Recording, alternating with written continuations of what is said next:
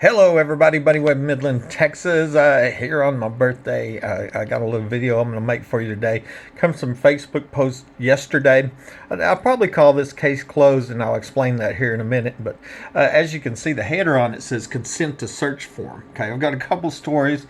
These are short stories. This will be a short video, and it come from a comment from YouTube, a guy or person named Settlers or 117, however you pronounce it. It said it's hard to think they filled the whole thing, and I bet that they just put wood down and then put about 2 inches of concrete on top of the wood, on the top of the wood plug. They're talking about the now removed hidden trapdoor entrance, and that person had just watched that video called "What Happened," and I'm explaining, how we know for a fact where the shot come from. I mean, the evidence is definitive, showing us where the shot come from. It come from under that cabinet, so we know that's where the shooter was standing. We also know definitive evidence that is how Lieutenant Dickey got into my home without being seen, was from the trapdoor entrance minutes after I had crawled out and survived this premeditated, for-profit, capital attempted murder that was going to make the lifelong friend of Detective Rosie Rodriguez rich, the ex-wife.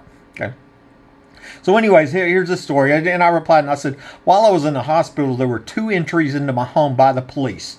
But the first one I was never supposed to find out about. Remember, they withheld, they illegally withheld the police report, even in violation of the subpoena, for 7 years, And I said the only reason I found out that they had been in here that first time was because they had tried to disable my security camera in my bedroom and accidentally started it at 3:15 a.m. on January 29, 2012. I found that in the log files. There was a manual reboot of the computer running the camera in my bedroom, and they had successfully disabled the front cameras out front just minutes after I'd crawled out, and then they attempted to disable this camera in the bedroom and didn't know it, but they got caught. So then them secret police pictures come up. Okay. So 3 days later, on February 1st, 2012, and I'm in the hospital, Detective Rosie Rodriguez and another guy came to the hospital and had me sign a consent to search form, pretending they were going to start the investigation, but not knowing they had been caught on camera staging the crime scene after the murder attempt. They had the bomb squad with them, saying it wasn't safe in my home and that I was crazy. But they happened to leave out that they'd been here for several hours, or for however long, staging the crime scene, planting evidence, stealing evidence, searching drawers, etc. I suspect it was between these 3 days when they had poured concrete between the 2 police entries, okay, and covered up the trapdoor entrance from where I'd been shot and from where Lieutenant Dickey had entered my home after I was shot. Okay, so now you see why I told that story. What I'm not sure of is if all of the police here, okay, there was like 11 of them caught, knew this was a setup and a con job, and they were, or if they were actually conning some of those other police to be a party to this premeditated capital attempted murder that was going to make the friend of Rosie Rodriguez rich, right? Okay, I later noticed the consent to search form wasn't submitted into evidence to almost 6 months later, okay, right before Rosie Rodriguez closed my case herself personally, okay. I believe she was never going to do that, but by that time I'd already found pictures of the secret police in my bedroom. They were at my home, and she saw they had got busted, One of those pictures showed her leaned over my nightstand where my stolen cell phone was found planted, And I've done videos and told that story before, obviously, she was planting my stolen cell phone, and my cell phone was stolen right prior to them shooting me by surprise directly at an artery from point blank range. It was premeditated.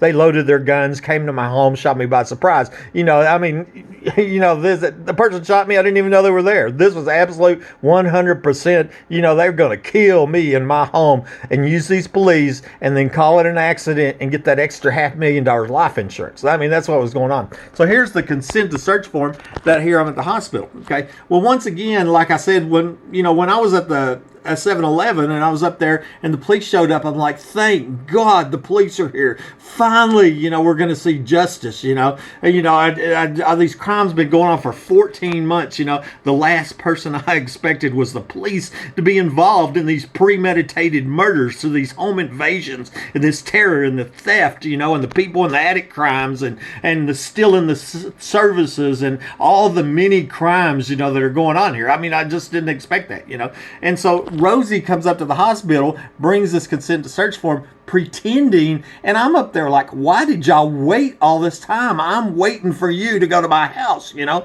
3 days, you know. Of course, I didn't know they'd already been in my house, and they didn't know they had accidentally started the camera. They didn't know they'd been caught in my home, okay. This was a con job is what this was, you know. So there's a date on February 1st, okay. Well, then all of a sudden, you know, I find the pictures of they accidentally started the camera, find the pictures, whatever. Well, this consent to search form, she was holding on to that. She didn't want anybody to know that, you know. But then here it finally gets submitted, okay. And I want to show you the date on it. Is 6/25 and June 25th. So it is February 1st. It didn't get submitted till June 25th. I'm going to show you in a minute that Rosie closed the case herself the next day on June 26th. So at the last minute, she submitted this, this evidence here that she was withholding, okay? And there was 4 items in here. CD photos, remember, because she got caught with a camera in her hand. One of them pictures shows her with a camera. I've never seen these pictures. I got a feeling this is more evidence that supports what I've said, because I've done nothing but tell the truth. I mean, that's all there is to it. The victim statement, I was shot with burglars going on, that was also being withheld, okay? The consent to search form, which was from 5 months earlier, okay? And then 2 drawings, okay? When they came to the hospital, I gave them drawings where I believe that maybe the hidden trapdoor where the entrance was into my house, you know. I wasn't sure. I just knew that there was here, you know. And they were pretending, right? Because remember, it was the police that were in my home minutes after I'm shot from an underground entrance. We now know that from the evidence, okay? So that this was a big old con job this day on the consent to search form, okay? So I want to show you that. And then here was a first comment. This Audrey, I wonder how real that police report. I have a police report for him. When there was a attempt in my life, it's been emailed to my lawyer, but there was no official record of it. Please, how do you get that copy? And I said, before the protective order hearing in December 2013, 22 months after the murder attempt, my attorney subpoenaed all police records, and this is where these reports came from. As noted, they illegally withheld the police report for the night of the murder attempt, and I didn't know it existed until 2019. Okay, so they had withheld that for 7 years. You know, the police report for the night of the murder attempt. That is what timestamped police in my home that were not seen arriving or entering via the doors, and told me that police were under my home on the night that I was ambushed and shot by somebody under my home in a premeditated capital attempted murder. It's bold and blatant lawlessness where they're rigging homes with hidden access and then murdering one innocent homeowner after another using corrupt police. Okay, I'm 100% convinced that they murdered the guy that lived here before me. That's something about it. And I'm just showing you, here is the subpoena that was December 18th. This was for the protective order hearing, which was absurd in itself. You know, that's a whole nother story, right? That was all just it was a judicial misconduct's what it was. They were trying to smear my name, and with this bogus protective order, from the ex-wife that I hadn't seen or talked to in a year and a half, that lived 100 miles away. And I ended up getting called crazy in court, and then a lifetime subpoena, took away my right to own guns for life, and left me disabled, defenseless. And I was thinking maybe that ruling was in an attempt to try to terrorize me into selling my home, so that that they could cover up the crimes and murders here. I don't know. That just kind of makes sense. Audrey Troop, honestly, buddy, I don't think these are official records. They weren't leaving an official paper trail, And she's arguing, and I'm like, these are not fake papers, Audrey, and were obtained via the subpoena that I showed you. They are evidence that the police were involved in this premeditated capital attempted murder and cover up. Okay. I said, they tried to murder you. Do you think they're beneath providing fraudulent documents? And my last comment, I said, they absolutely falsified police reports. There were 6 officers caught on camera whose names were missing. I mean, it's all over the place. There's so much falsification of police reports is incredible. I said, but I don't believe these 2 police reports were falsified, even though this consent to search form was done under false pretenses. Okay, because they were pretending this was their first entry into my home when they had already been in my home for a considerable amount of time staging the crime scene of this murder attempt. Okay, and I believe that's when they poured the concrete. And then my follow-up comment here, I said the date of the consent to search form was signed February 1st, 2012, but it wasn't submitted into evidence until June 25th, 2012. I showed you that. Okay. As seen here, Detective Rosie Rodriguez closed this case on June 26th, the next day, after this false report of me slashing the tires on the neighbors' vehicles. This was the same neighbor that had the suspected tunnel entrance in their backyard. I'm going to show you this one. Okay. This is the next day. Detective Rosie Rodriguez. Okay. And we found out at that protective order hearing that she went to grade school with the ex-wife that's alleged to be involved in the shooting. Okay. By her former boyfriend.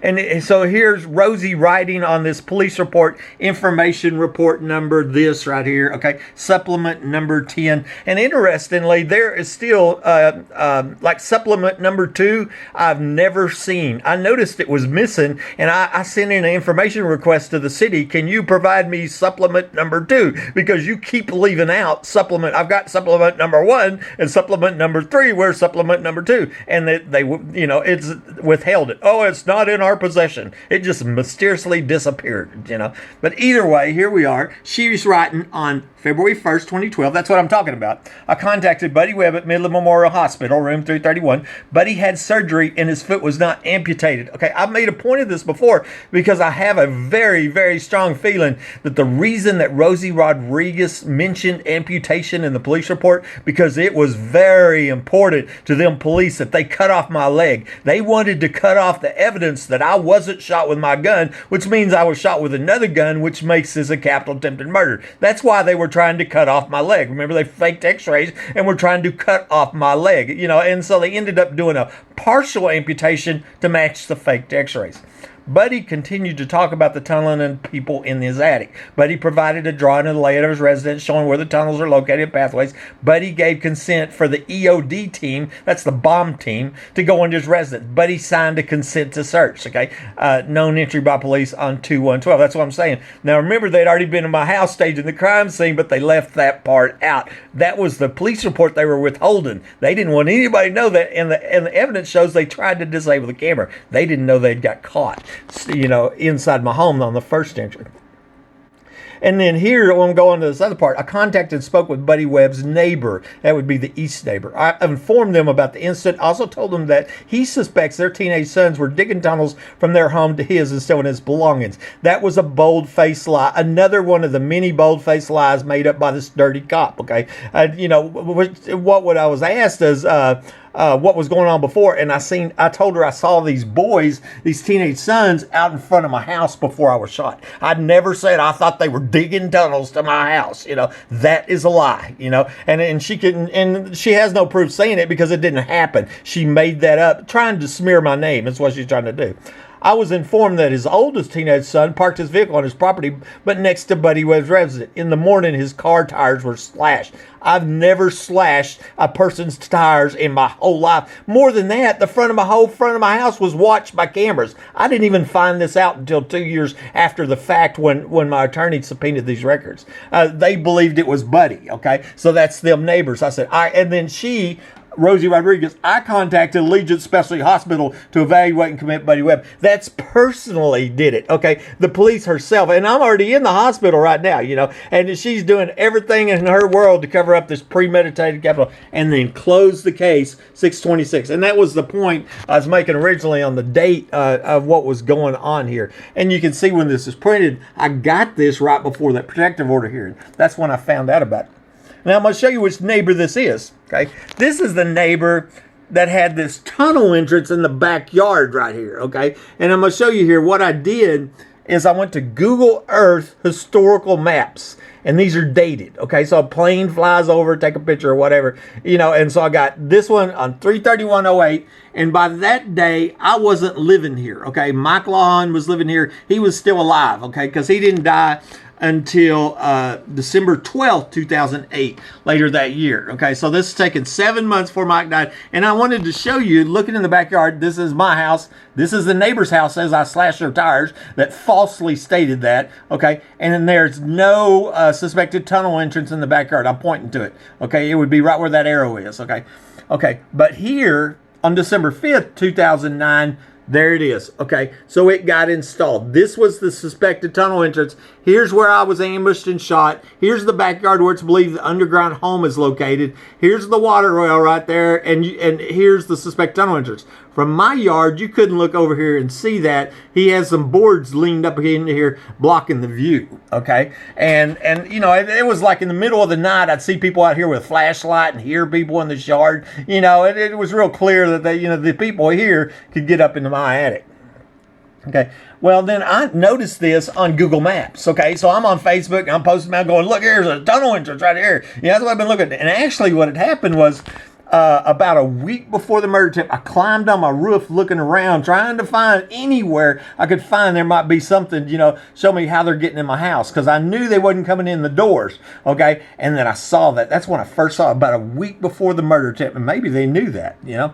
So then here in October 2014, this is for timeline, it's still there. So we know it's there in 2014 in October, okay? You can see it right there, okay? But I'm making a big point of it, and because I'm making a big point of it, all of a sudden it's gone, okay? So we know between this date and that date, they took it out, okay? Suspected tunnel entrance got removed. At the same time, this live tree gets removed. Remember, here's a live tree here. It's gone there. That's where a second tunnel entrance was at. That's where that manhole was located. I'd see them truckers pull up in that secluded trucking lane right there. They'd stop right there in front of where them two side-by-side manholes are. Remember, one of them, the lid was left off for a couple years, you know. And I believe the people in the attic were going over here to this trucking lane, meeting the truckers, probably doing sex or drug deals, maybe child sex trafficking, whatever, and then coming back over, and they were running a 24/7 business like a truck stop. Okay, so I'm going to show you that's the neighbor that falsely said I slashed their tires. Okay,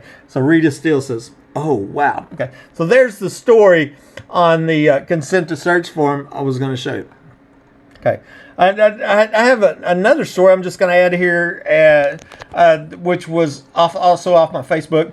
It says missing texture on ceiling. Okay, I said in the recent video called What Happened, I told the story of the ex-wife and I in my tiny utility room when she had asked me, so what is different about this room? Okay, this was just a couple months before the murder attempt, before, you know, we separated. We only married 3 months, okay? And I said, this odd question told me that she knew this room was where the now removed hidden trapdoor was located under the cabinet from where I'd been shot and from where Lieutenant Dickey had entered my home minutes later. One of my answers to her question was the half of the texture to the ceiling was missing in this room when I first moved here. This was directly above the cabinet from where I'd been shot. Okay, and so that was, I had spoke about that in that recent video called What Happened. And once again, this person had replied, said, okay, your placement of the cabinet makes it hard for them to use underground access. Said you'd texture the ceiling if a leak took place, right? They're trying to figure out why half of the texture was off the ceiling, or someone's brain was blown onto it while they investigated what in the world was going on here. Okay. And here I replied back and I said, there is some reason the texture on the ceiling was missing, but I don't know what it was. Okay, and so that was when I first moved here in 2008. Half the texture's gone off the ceiling, but I bought the house as is, and Mike had just died, so I had no idea, right? I wondered if they took the roof off there so they could use a crane to lower items below ground. After I first moved here, I sprayed on some texture in a can that I bought at Home Depot and then repainted it with the rest of the house. But you can still see what I was talking about. So I was replying to that person about the texture on the ceiling. So yesterday, I went in there and I took this picture of the utility room, okay, where I was shot. This is the little bitty room where I shot. And I made that video called What Happened. And here I'm going, this here is the original texture on this side of the room. Okay, so you can see it here. But when I back off here, right here, you can see the line right here. Okay, This whole half didn't have texture on it when I first moved in here. But you can see there's a little texture on it here, okay, and here, but not like this. And that was that spray on. I just got that spray on. I sprayed it up there, to give it a little texture over on this side. And then I just painted the whole thing, and so you can still see it. And then I put a down arrow that straight down here is the cabinet from where I was ambushed. That was where the hidden trap door was. That's where Lieutenant Dickey got in my house. I believe that's where Matt Hyman and his friends entered my house from, okay? And that was the room. The ex-wife says, what's different about this room? What a weird question, right? Well, she knew what was different. What was different was that cabinet was rigged with a hidden trap door, went down to $1 million underground facility that's put in by George H.W. Bush. They were having oil show parties down there. She knew that, of course. That's why she asked me that weird question, And then here, Sydney, she says, wow, that's interesting. And I said, I'm 100% convinced that the ex-wife knew this home was rigged with hidden access a long time before they tried to murder me here. Okay, remember, her and her lifelong friend, Rosie Rodriguez, goes into court and calls me delusional, 22 months later, and smears my name, Here's just a share. Here's a little funny thing I got off the internet here. This guy's poking his head through the ceiling. I put the caption on there. It says, dude, turn on the AC or me and the secret police will shoot you again, right? And it's a joke. But the point I'm making is that the people in the attic, here, I'll just read it. I said, an attic would be a dark and cold place if these criminals didn't steal electricity, heating, and cooling from the homeowner, and this is called a theft of services felony. It goes along with the burglary habitation felony, okay? It goes along with the many other crimes committed by this violent crime ring of corrupt police, which also includes premeditated murders of homeowners that attempt to stop the theft. Okay, so there's a daily theft going on because these people in the attic. Now, and keep in mind, I had first reported somebody in my attic 14 months before I'm ambushed and shot with burglar alarms going off my attic. It's documented. I reported burglar alarms going off my attic when I was shot. Okay, I've since probably made 100 videos of burglar alarms going off, in my home while I'm in the bathtub, while I'm asleep, while other people in my house. The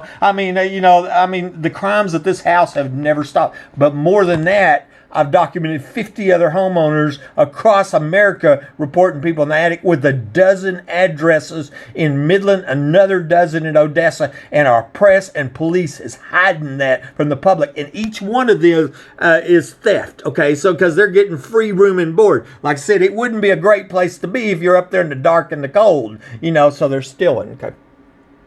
And next post, Governor Abbott is in Midland this weekend. He was at the Permian Legacy game last night. Legacy won the game, and then I shared that. And I wrote and I said, Governor Abbott is in Midland this weekend. And what do you want to bet? They're talking about $1 million underground homes here put in for George H.W. Bush, where they were having oil show parties and murdered a little girl in 2010, or the secret police murder gang that was under my home when somebody under my home cut my phone lines and shot me by surprise, And then I went on, I said, maybe our city leaders will also tell him about the many other homeowners that have reported people in the attic and the help from corrupt police and our press to assist with this racketeering and organized crime. Remember, it's theft, okay? They're breaking in, stealing, rigging homes.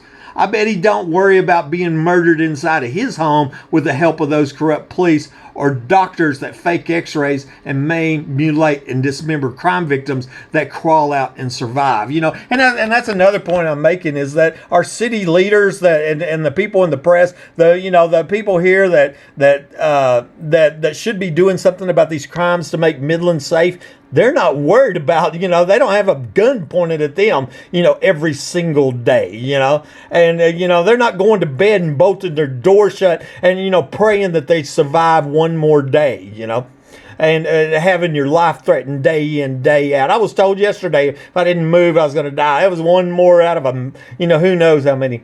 Here was a scripture I shared yesterday, one of my favorite. I will save the lame. Behold, at that time I will deal with all who afflict you. I will save the lame and gather those who were driven out. I will appoint them for praise and fame in every land where they were put to shame.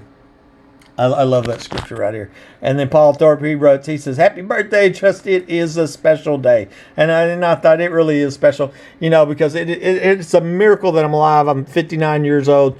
And I mean, it's absolute 100%. They planned my death. They got all the resources in the world. They can use the press, and they have these police, and they're rigging private homes, $1 million homes, all the resources in the world to murder you in your home. And, if you try to stop them from stealing from you, and so I'm going to close this out, but here it is early in the morning. I'm going to show you, how do you sleep at night? I've been asked that. I bolt my door shut every single night, and I was shot in 2012. Buddy Webb, Midland, Texas.